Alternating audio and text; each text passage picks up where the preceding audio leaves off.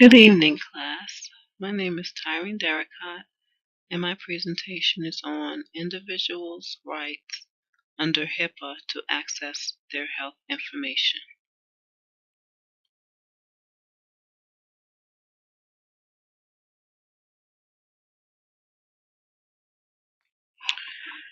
What are the laws? HIPAA is the Health Insurance Portability and Accountability Act created in 1996. Specifically, the Privacy Rule, which is a part of HIPAA, which was created in 2003, gives individuals the right to view and get copies of their protected health information, or PHI. The Privacy Rule is enforced by the Office for Civil Rights within the Department of Health and Human Services. The HITECH Act, which is the Health Information Technology for Economic and Clinical Health Act, gives individuals the right to obtain medical records in electronic form.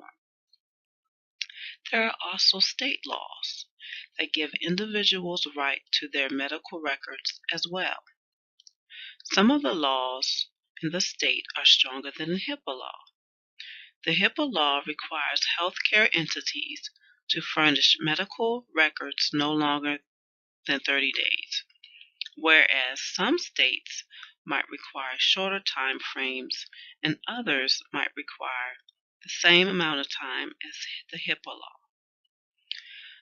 There's also the Notice of Privacy Practices, which is contained from the Privacy Rule. It gives patients rights granted under HIPAA. Patients are also informed of their rights to get a copy of their medical records by receiving a Notice of Privacy Practice from either their health plan, their health provider, admission to a hospital, or anything of that nature.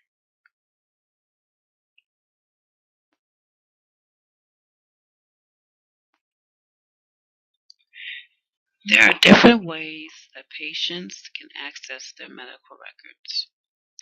Individuals can view or get a copy of their records by request. Medical records are in paper and electronic format. Only an individual or personal representative can access a medical record. Individuals can also access their health information by using a patient portal. Individuals cannot access psychotherapy notes, however. These notes are separate from the medical record. If a patient has not paid for medical services, he or she cannot be denied access. A provider can charge a fee for copies of the record or for mailing the medical record.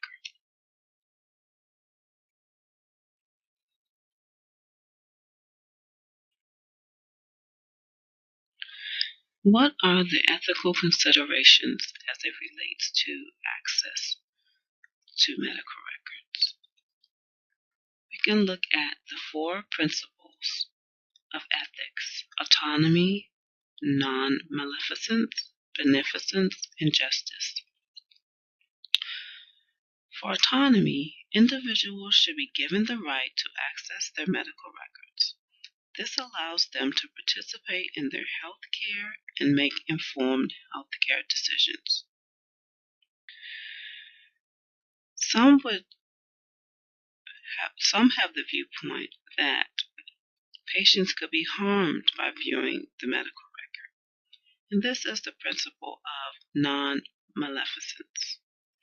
Some believe that patients would be harmed if they viewed their records because they would not understand the medical language and jump to the wrong conclusion. Or if there are inaccuracies in the record, the patient might stop trusting the healthcare provider.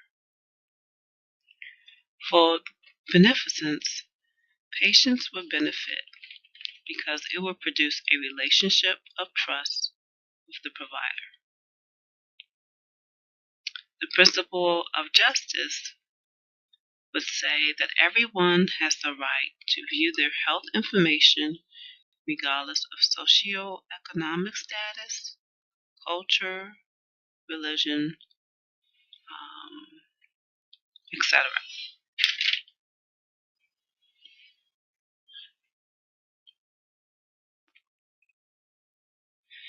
What are the liability and risks for not allowing patients access to their health information?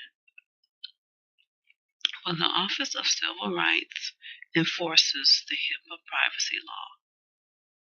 The Office of Civil Rights imposes civil monetary penalties. The first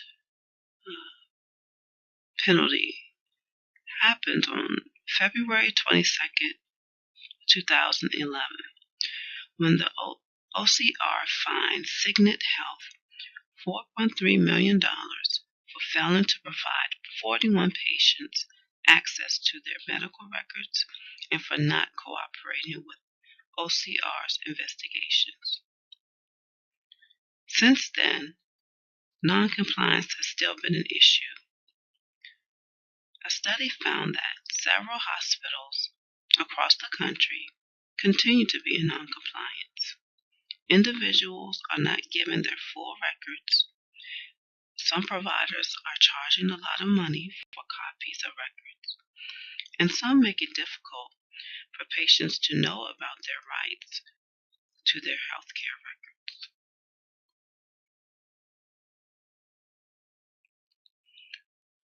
How do employees learn about HIPAA privacy laws?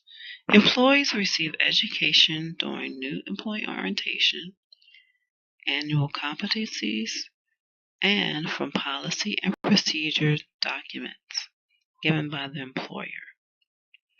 At my hospital, the Privacy Office provides education about HIPAA privacy laws.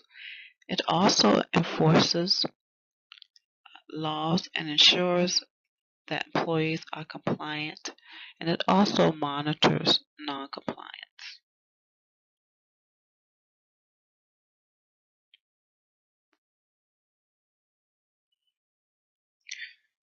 How can patient-centered care be achieved as it relates to giving individuals access to their health information?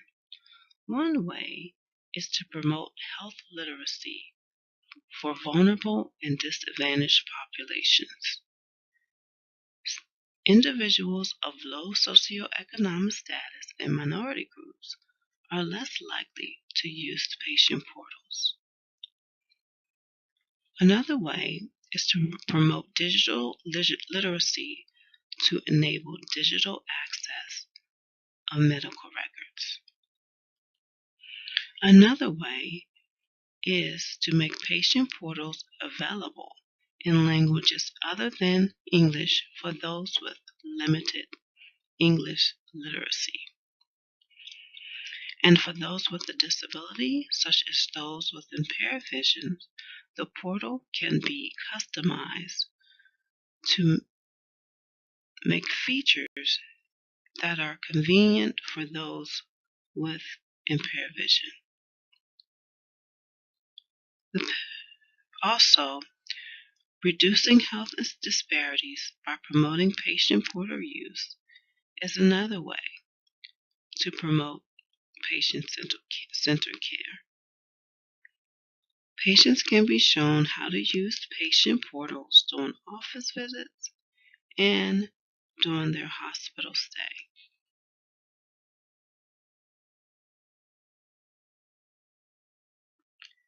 This concludes my presentation on an individual's right to access their health information.